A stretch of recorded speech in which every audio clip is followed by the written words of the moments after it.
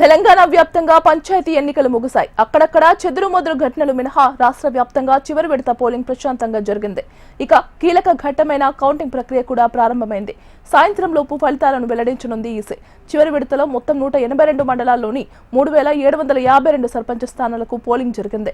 ఈ సర్పంచ్ ఎన్నికల్లో 12640 మంది అభ్యర్థులు పోటీ పడ్డారు. అలాగే మొత్తం 28406 వార్డులకు ఎన్నికలు జరగగా 75283 మంది బరిలో నిలిచారు. ఇక అభ్యర్థుల భవితవ్యాన్ని తేల్చేది కౌంటింగ్ కాబట్టి పోటీలో నిలిచే వారిలో పాటు పార్టీలో ఉత్కంఠ నెలకొంది. మరోవైపు ఎలాంటి అవాంఛనీయ ఘటనలు చోటు చేసుకోకుండా కౌంటింగ్ కేంద్రాల దగ్గర భారీ బందోబస్తు ఏర్పాటు చేశారు అధికారులు.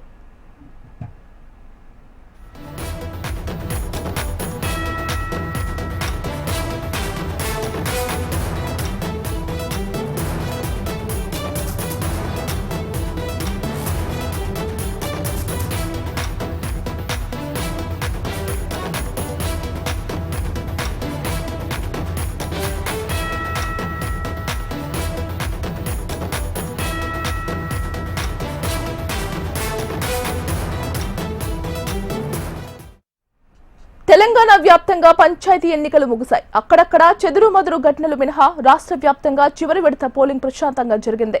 ఇక కీలక ఘట్టమైన కౌంటింగ్ ప్రక్రియ కూడా ప్రారంభమైంది. సాయంత్రం లోపు ఫలితాలను వెల్లడించనుంది ఈసీ. చివరి విడతలో మొత్తం 182 మండలాల్లోని 3752 సర్పంచ్ స్థానాలకు పోలింగ్ జరిగింది.